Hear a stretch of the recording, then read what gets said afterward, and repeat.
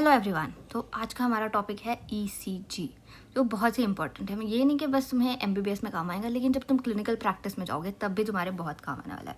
तो अब जैसे ही हम कभी कभी डॉक्टर के पास जाते हैं तो डॉक्टर फ़ौरन बोलता है, ओह आपका तो ईसीजी निकालना पड़ेगा।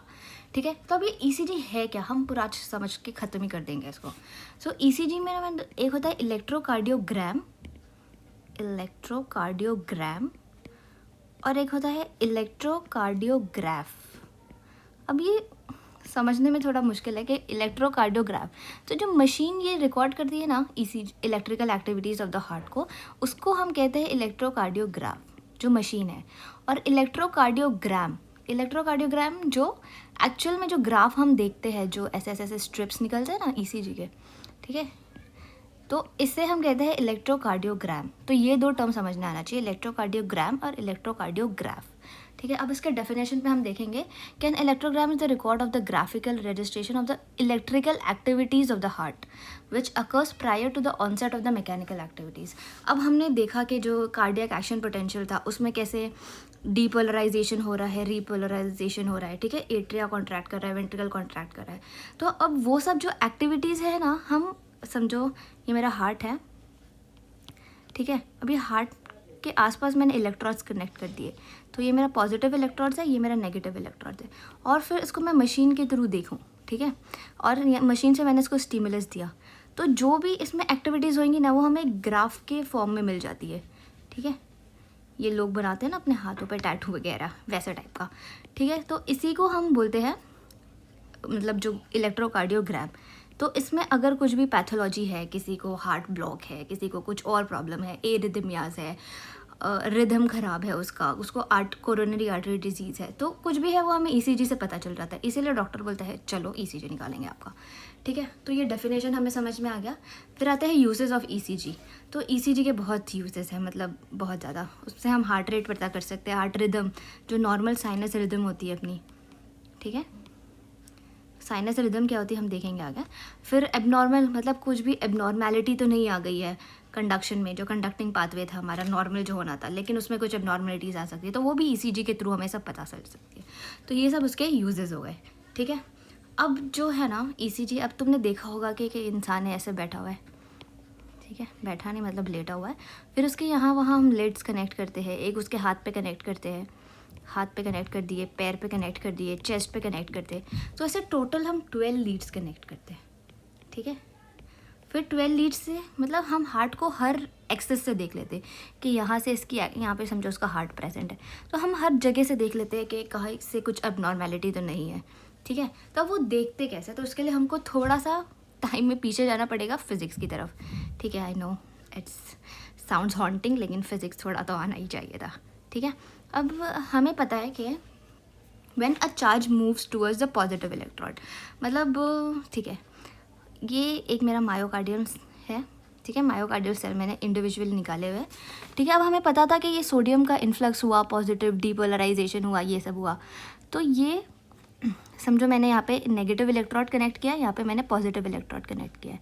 ठीक है, अब यहाँ से जो भी पॉजिटिव चार्ज आया था वो इस डायरेक्शन में जा रहा है। ठीक है, थ्रू गैप जंक्शंस। हमने पता है कि कार्डियक मसल में गैप जंक्शंस होते हैं, तो या ये पॉजिटिव जो चार्ज है ये मेरा पॉजिटिव इलेक्ट्रॉड की तरफ से जा रहा है। ठीक है, तो हमें हमारा जो ईसीजी का ग्राफ है ना, ठीक है, उस पर हमें कुछ इस तरह का डिफ्लेक्शन मिलेगा, ये ऊपर की तरफ जा रहा है। ठीक है, तो इसे हम बोलते हैं अपवर्ड डिफ्लेक्शन या तो फिर पॉजिटिव डिफ्लेक्शन। ठीक है, अब positive charge is going towards the positive electrode.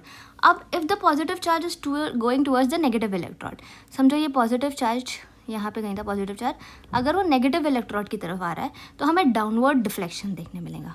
ठीक है, डाउनवर्ड डिफ्लेक्शन मतलब कुछ इस तरह से। ठीक है, तो इसको हम नेगेटिव डिफ्लेक्शन बोल सकते हैं या तो डाउनवर्ड डिफ्लेक्शन बोल सकते हैं। अब अगर नेगेटिव चार्ज है, जो नेगेटिव चार्ज था वो नेगेटिव इलेक्ट्रॉड की तरफ जा रहा है, मतलब समझो यहाँ से जो नेगेटिव चार्ज था वो नेगेटिव इलेक्ट्रॉड की तरफ जा रहा है, तो हमें फिर से एक अपवर्ड डिफ्लेक्शन देखने मिलेगा। ठीक है, कुछ इस तरह से। तो हमारा जो ईसीजी होता है वो भी कुछ इस तरह से ही दिखता है ना, हमें एक पी वेव होती है, फिर ये यहाँ पे एक आइसो इलेक्ट्रिक लाइन आ जाती है। ठीक है, फिर यहाँ पे QRS कॉम्प्लेक्स होता है, फिर से एक आइसो इलेक्ट्रिक लाइन आती है, फिर हमें टी वेव मिल जाती है। ठीक है, तो अब ये क्यों होता है हम वो देखने वाले हैं। तो अगर ये देखो, ये मेरा हार्ट है समझो, ठीक है। अब यहाँ पे मैंने लीड 2 कनेक्ट किया है, ठीक है। लीड 2 जो है ना वो स्टैंडर्ड मतलब इसमें सबसे अच्छा अपने को ईसीजी चेंजेस देखने को मिलते हैं। अब एग्जाम में भी वो हमसे पूछते हैं कि लीड 2 का ईसीजी बना के बताओ, फिर हमें ऐसा लगता है भाई लीड 2 क्या है, तो जो नॉर्मल ईसीजी दिखता है ना वही लीड 2 होता है, ठीक है। अब लीड 2 कैसे कनेक्ट होता है, ठीक है, उसका जो नेगेटिव इलेक्ट्रोड है ना वो कनेक्ट होता है इन राइट आर्म पे, ठीक है, और जो पॉजिटिव इलेक्ट्रोड है वो कनेक्ट है लेफ्ट फुट पे, ठीक है। तो ये नेगेटिव तुमको समझ आ गया, तो ये राइट साइड है, तो ये राइट आर्म पे कनेक्टेड है, और ये एक सेकेंड, और ये जो पॉजिटिव है वो कहाँ पे कनेक्टेड है, लेफ्ट फुट पे कनेक्टेड है, ठीक है। तो ये डायरेक्शन में है, यहाँ पे इसका हार्ट प्रेजेंट है, हार्ट को मैंने ऐसे जूम कर दिया। अब तो हमें पता है कि जो वेव जनरेट कहाँ पे होती है, ऐसे नोड जनरेट करता है, ठीक है। ये ऐसे नोड है जो एट्रिया में प्रेजेंट है, ठीक है। ऐसे नोड ने वेव जनरेट किया, वो किसको पास ऑन करता है, एवी नोड को करता है, फिर एवी नोड से ये बंडल्स में जाते हैं, right bundle branch and the left bundle branch. लेकिन यहाँ पे एक पॉइंट हमें याद रखना है कि जो लेफ्ट वेंट्रिकल है ये बहुत ज़्यादा थिक होता है, लेफ्ट वेंट्रिकल थिक होता है क्योंकि उसे पंप करना पड़ता है ब्लड पूरे बॉडी में, ठीक है। तो ये राइट और लेफ्ट, फिर ये आगे जाके किस में डिवाइड हो जाता है, परकिंजे फाइबर्स में। ये हम सब देख चुके हैं conducting system of the heart में, ठीक है। अब ऐसे नोड डीपोलराइज कर रहा है, डीपोलराइजेशन का मतलब हमें पता है ना, लॉस इन द इलेक्ट्रोनेगेटिविटी। हमें पता है कि रेस्टिंग स्टेट पे नेगेटिव चार्ज रहता है सेल के अंदर, लेकिन डीपोलराइजेशन हुआ, सोडियम चैनल्स ओपन होते हैं, वोल्टेज गेटेड सोडियम चैनल्स, जिसकी वजह से सोडियम का इन्फ्लक्स हुआ तो जिसकी वजह से इनसाइड पॉजिटिविटी बढ़ गई, ठीक है। अब ऐसे नोड के अंदर पॉजिटिविटी आई, ठीक है। अब वो जो ऐसे नोड्स है ना वो हर जगह जाएगा ना, इंटरनोडल पाथवेज थे हमें पता है कंडक्टिंग सिस्टम में, तो जो भी पॉजिटिव चार्जेस थे वो ऐसे नोड से अब एवी नोड में आएंगे, ठीक है। और फिर ये राइट साइड है ना मेरा, और ये लेफ्ट साइड है, तो राइट साइड से लेफ्ट साइड भी जाएंगे, ठीक है। तो ये इलेक्ट्रोपॉजिटिविटी इधर आई। तो अब तुम मुझे बताओ कि जो पॉजिटिव चार्ज है it is moving towards the positive electrode, okay. तो हमें कौन सा डिफ्लेक्शन देखने मिलेगा, हमें दिखने मिलेगा पॉजिटिव डिफ्लेक्शन, ठीक है, पॉजिटिव डिफ्लेक्शन। अब ये मैंने कैसे किया है बताएं, ये हार्ट से मैंने इलेक्ट्रोड्स कनेक्ट किया और फिर मैंने इसे मशीन से कनेक्ट कर दिया, और मशीन पे ये मेरा ग्राफ है, ठीक है। तो अब ग्राफ पे जब ये ऐसे नोड ने फायर किया, डीपोलराइजेशन हुआ, पॉजिटिव चार्ज आया, टूवर्ड्स द पॉजिटिव इलेक्ट्रोड गया, वो ये पॉजिटिव इलेक्ट्रोड था ना मेरा, तो यहाँ पे हमें एक पॉजिटिव डिफ्लेक्शन देखने को मिल गया, तो इसी को हम कहते हैं पी वेव, ठीक है। अब ये जो पी वेव से फिर वो कहाँ पे जाने वाला था, एवी नोड, लेकिन एवी नोड जो है ना अपना वो थोड़ा ऐसे आराम पसंद है, वो आराम से काम करता है, ऐसा नहीं जल्दी जल्दी में कि भाई ये काम करना है, वो एकदम रेस्ट रहता है। तो ये जो हमें लाइन देखने को मिल रही है ना ईसीजी पे, आइसो इलेक्ट्रिक लाइन, ठीक है, ये वाली लाइन जो मैं बताना चाह रही हूँ, ये लाइन, यहाँ पे देखो कुछ भी डिफ्लेक्शन दिख रहा है तुमको, ऊपर भी नहीं जा रहा, नीचे भी नहीं जा रहा, तो ये क्यों होता है, it is because of AV nodal delay. यहाँ पे होता है एवी नोडल डीले, मतलब एवी नोड अपना टाइम लेता है वेव कंडक्ट करने से पहले, ठीक है। तो इस और ये कितने 0.1 सेकेंड का होता है, ठीक है, ये डिले रहता है। फिर ये एवी नोड में आ गई नोड्स, फिर वो कहाँ पे जाएंगी, राइट और लेफ्ट बंडल ब्रांच में। अब ये हमें कैसे मिला पता है, डायरेक्शन कैसे मिला कि ये यही साइड आने वाला है, हमने पढ़ा था ना वेक्टर्स के बारे में, अगर एक वेक्टर ये डायरेक्शन में और एक वेक्टर ये डायरेक्शन में, तो इसका मीन वेक्टर ये डायरेक्शन में आ जाता है, ठीक है। तो हमें ये डायरेक्शन ऐसे ही मिला है, यहाँ पे जो ऐसे नोड है वो फायर करता है तो इम्पल्स यहाँ भी जाते, यहाँ भी जाते, यहाँ भी जाते, लेकिन उसका जो मीन वेक्टर है वो ये डायरेक्शन में आता है, पॉजिटिव इलेक्ट्रोड की तरफ, ठीक है। तो ये नेगेटिव से पॉजिटिव इलेक्ट्रोड की तरफ आ रहा है, इसीलिए हमें पॉजिटिव डिफ्लेक्शन देखने को मिला है, ठीक है। तो ये हो गया, हमें क्या पता चल गया, पी वेव के बारे में पता चल गया। और ये जो सेगमेंट है, ये सेगमेंट को बोलते हैं PR सेगमेंट, ठीक है। It is because of AV nodal delay, यहाँ पे कोई भी इलेक्ट्रिकल एक्टिविटी नहीं हो रही है, अभी हार्ट थोड़ा शांत है। अब क्या होता है, जो वेंट्रिकल्स का अब डिपोलराइजेशन होने का टाइम आ रहा है, क्योंकि इम्पल्स यहाँ पर आ चुकी है, तो वेंट्रिकल्स ना एक साथ कॉन्ट्रैक्ट नहीं करते, वो 3 फेज में कॉन्ट्रैक्ट करते हैं। तो सबसे पहले ये जो है ना, ये सेप्टम है बीच में, ठीक है, और ये एपेक्स ऑफ द हार्ट है और ये बेस ऑफ द हार्ट है। तो ये पहले सेप्टल कॉन्ट्रैक्शन होता है, फिर एपेक्स का कॉन्ट्रैक्शन होता है, और फिर बेस का कॉन्ट्रैक्शन होता है, ठीक है। तो वेंट्रिकल्स 3 फेज में हो गए अपने, कौन सा था, वेंट्रिकल्स कौन से फेजेस में कॉन्ट्रैक्ट कर रहे थे, तो सबसे पहले वो होता है सेप्टल डीपोलराइजेशन, ठीक है, फिर होता है एपेक्स डीपोलराइजेशन, फिर होता है बेसल डीपोलराइजेशन। ठीक है, अब वेव यहाँ पर आ रही है, तो अब ये जो सेप्टम है ना, हमें पता है कि लेफ्ट वेंट्रिकल बहुत ज़्यादा थिक होता है, तो इसका जो भी इम्पल्स है ना वो ये डायरेक्शन में जाने लगता है। अगर मैं इसका मीन वेक्टर निकालूं, जो भी इम्पल्स यहाँ पर आ रही है, तो उसका मीन वेक्टर है ना नेगेटिव इलेक्ट्रोड की तरफ जाता है। ये मैंने मीन वेक्टर निकाला है इसका, ठीक है, तो इसका मीन ये डायरेक्शन में जा रहा है। तो अब कोई भी चीज़ जो पॉजिटिव चार्ज है वो किसकी तरफ जा रही है, it is going towards the negative electrode, है ना। ये मेरा नेगेटिव इलेक्ट्रोड था और यहाँ से पॉजिटिव चार्ज ये डायरेक्शन में जा रहा है ऐसे। तो यहाँ पे मुझे कौन सा डिफ्लेक्शन देखने मिलेगा, it will be a downward deflection. तो यहाँ पे मुझे डाउनवर्ड डिफ्लेक्शन देखने को मिलेगा, ठीक है। तो ये ईसीजी पे अगर मैं चेंजेस देखूँ तो ये जो डाउनवर्ड डिफ्लेक्शन दिख रहा है क्यू वेव, तो ये हो गया मेरा क्यू वेव। तो क्यू वेव क्योंकि किसकी वजह से बनी, सेप्टल डीपोलराइजेशन की वजह से। क्यों, क्योंकि उसका जो वेक्टर है वो ऑपोजिट डायरेक्शन में आया अपने को, ठीक है। तो सेप्टल डीपोलराइजेशन से हमें मिल जाती है क्यू वेव, ठीक है। फिर नेक्स्ट आते हैं हम एपेक्स के डीपोलराइजेशन पे। अब एपेक्स कैसे डीपोलराइजेशन करता है, ठीक है, ये लेफ्ट वेंट्रिकल है, ये इसका जो वेक्टर है वो फिर से हमेशा ये डायरेक्शन में आता है, अपने वाले डायरेक्शन में जो हमें चाहिए था। तो ये वाले डायरेक्शन में आ रहा है, तो इसीलिए इसका क्या रहता है, पॉजिटिव डिफ्लेक्शन आएगा, ठीक है। तो ये जो आर वेव दिख रही है, it is due to apex का डीपोलराइजेशन। अब फिर से हम नीचे आ जाते, तो ये बेस की तरफ है, ठीक है, ये बेस है। अब बेस का जो वेक्टर है वो फिर से ऑपोजिट डायरेक्शन में आता है, ठीक है। तो जो पॉजिटिव चार्ज यहाँ पे पॉजिटिव से नेगेटिव इलेक्ट्रोड की तरफ जा रहा है, ठीक है। तो यहाँ पे भी एक आ जाता है डाउनवर्ड डिफ्लेक्शन, ठीक है। तो अब ये वेंट्रिकुलर का डीपोलराइजेशन हमें समझ गया, QRS कॉम्प्लेक्स, और ये पूरे को मिलाकर, ये तीनों वेव को मिलाकर QR और S, ये तीनों वेव को मिला के हम बोल देते हैं QRS कॉम्प्लेक्स। और वो किसकी वजह से हो रहा है, तो मुझे समझ में आ गया, सेप्टल डीपोलराइजेशन, एपेक्स डीपोलराइजेशन और बेसल डीपोलराइजेशन। और अपवर्ड और डाउनवर्ड डिफ्लेक्शन क्यों है वो भी हमें समझ में आ गया, क्योंकि जो पॉजिटिव चार्ज है it is moving away from the positive electrode, इसीलिए डाउनवर्ड डिफ्लेक्शन है। और अगर positive charge is moving towards the positive electrode तो हमें दिखेगा पॉजिटिव डिफ्लेक्शन, ठीक है। अब डीपोलराइजेशन हो गया, उसके बाद किसकी बारी आती है, रीपोलराइजेशन होने की बारी आती है। तो रीपोलराइजेशन मतलब क्या होता है, अगेन वो जो मसल है वो अपने रेस्टिंग स्टेट में जा रही है, ठीक है।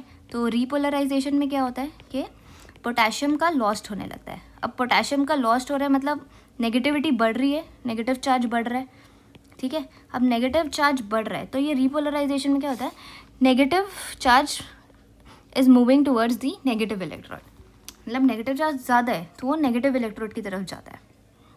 तो हमें पता था अगर नेगेटिव चार्ज नेगेटिव इलेक्ट्रोड्स की तरफ से जाएगा तो फिर से हमें अपवर्ड डिफ्लेक्शन देखने को मिलेगा, ठीक है।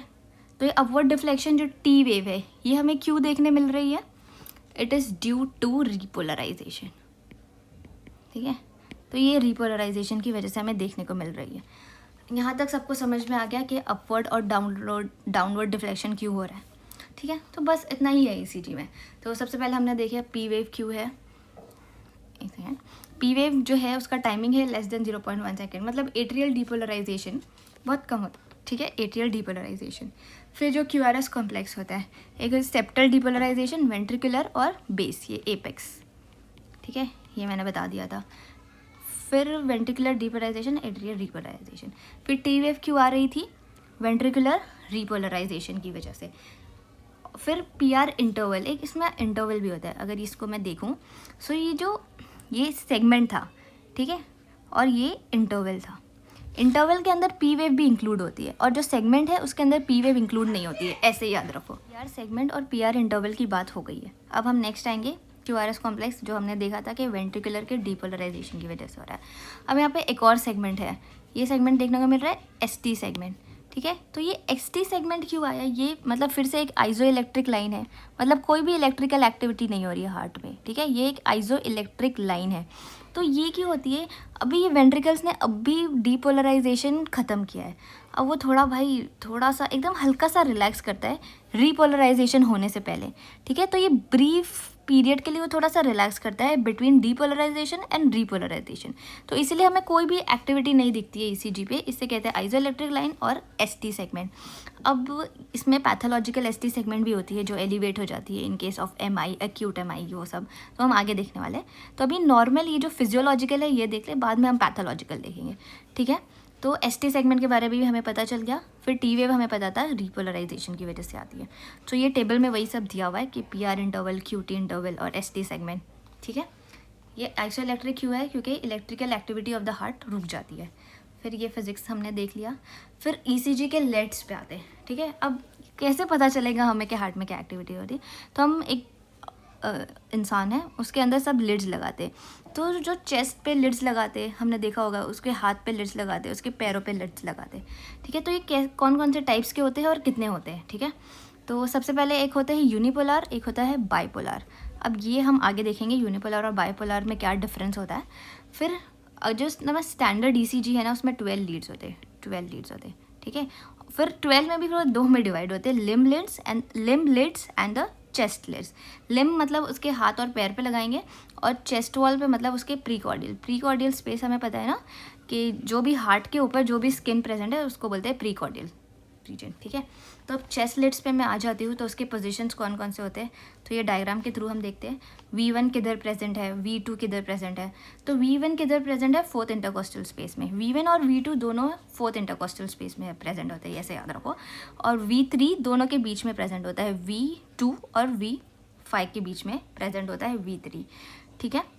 फिर V4 एपेक्स बीट, हमें पता है एपेक्स बीट कहाँ पे प्रेजेंट होता है, from the mid clavicular line, हमने पढ़ा था फिजियोलॉजी में, ठीक है। तो V3, V4, V5, V6 हो गया।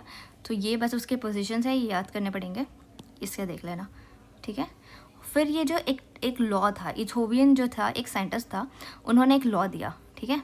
तो ये जो लिम्ब लिड्स है ना वो कैसे अरेंज है, ठीक है। अब मैं ये ऐसे एक ट्राइंगल बनाऊँ, ये बीच में मेरा हार्ट है, ये मेरा लेफ़्ट साइड है, ये राइट साइड है, और ये मेरा लेफ़्ट लेग है। तो लीड 1 होता है, लीड 2 ये वाला हो गया, और ये होता है लीड 3।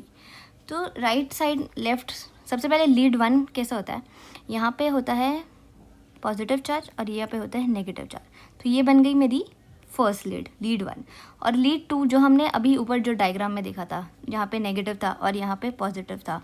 लीड 2 जो अपना जो मोस्ट कॉमन लीड है जो हम यूज़ करते हैं, ठीक है। यहाँ पे नेगेटिव था, यहाँ पे पॉजिटिव था।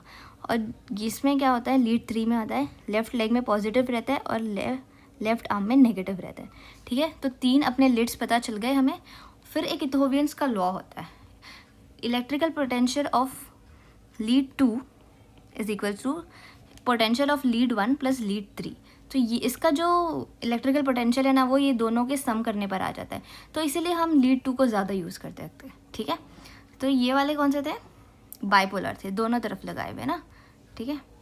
तो ये हो गया। और फिर एक ऑगमेंटेड यूनिपोलर लिम्ब लिड्स होते हैं, ठीक है। तो इसको बोलते हैं हम AVR, AVL और AVF। तो ये बाइपोलर लिम्ब लिड्स हो गए, लीड 1, लीड 2, लीड 3, ये ट्राइंगल से याद रखना। फिर ऑगमेंटेड यूनिपोलर लिम्ब लिड्स, तो इसमें आता है AVR, R stands for right side, left side, और ये होता है लेफ्ट फुट, ठीक है। फिर प्रीकॉर्डियल या तो फिर चेस्ट लीड्स, तो ये कितने होते हैं, 6 होते हैं, ठीक है। बस ये हमें पता चल गया। फिर हमने डिफरेंस देख लेना है कि यूनिपोलर और बाइपोलर का डिफरेंस। अब यूनिपोलर मतलब उसका बस एक ही पोल है। अब कोई भी चीज़ होता है उसका एक पॉजिटिव एंड होता है, एक नेगेटिव एंड होता है, ठीक है। अब इसमें क्या करते हैं, हम दोनों को कनेक्ट करते हैं सरफेस ऑफ द स्किन से, but negative is connected in such a way that the voltage is 0। मतलब हमें पता है ये वाला नेगेटिव को हम फिक्स कर देते हैं, इसका अब हमने समझो इसको फिक्स कर दिया, ये 0 पे ही रहेगा हमेशा। और ये जो पॉजिटिव इलेक्ट्रोड है ना, इसको हम स्किन में यहाँ वहाँ लेकर जाते, एक्सप्लोर करते पूरा, मतलब सरफेस, हार्ट के ऊपर का सरफेस पूरा हम इसको एक्सप्लोर करते हैं पॉजिटिव इलेक्ट्रोड से। तो इसीलिए हम इसको बोलते हैं एक्सप्लोरिंग इलेक्ट्रोड, ठीक है, एक्सप्लोरिंग इलेक्ट्रोड। और जो बाइपोलर लिम्ब होता है ना, इसके अंदर क्या करते हैं, नेगेटिव एंड पॉजिटिव दोनों एक्टिव है। ऐसा नहीं कि एक को फिक्स कर दिया, इसमें हमने नेगेटिव को फिक्स कर दिया था। इसमें नेगेटिव और पॉजिटिव दोनों के अंदर कुछ ना कुछ तो वोल्टेज रहता ही है, ठीक है, सम वोल्टेज फ्रॉम द स्किन, ये लोग रिकॉर्ड करते हैं। तो ये डिफरेंस देख लेना बाइपोलर और यूनिपोलर लिम्ब लिड्स का, ठीक है। अब हमें पता कैसे चलेगा, जब हमें नॉर्मल ECG पता है तभी जाके हमें एबनॉर्मल ईसीजी पता रहेगा ना, ठीक है। तो जो भी एबनॉर्मेलिटीज़ है वो ईसीजी पे डिटेक्ट हो जाती है हार्ट की। अब अगर इंसान को हार्ट ब्लॉक है, फर्स्ट डिग्री और सेकेंड डिग्री हार्ट ब्लॉक, तो हार्ट ब्लॉक के भी टाइप होते हैं, ठीक है, Mobitz type 1 and Mobitz type 2। तो जो फर्स्ट डिग्री हार्ट ब्लॉक होता है ना, उसमें पीआर इंटरवल प्रोलॉन्ग हो जाता है। हमें पता था पीआर इंटरवल क्या था, वो पूरा पी वेव को भी इंक्लूड कर रहा था और यहाँ तक था, ठीक है। This was my PR interval.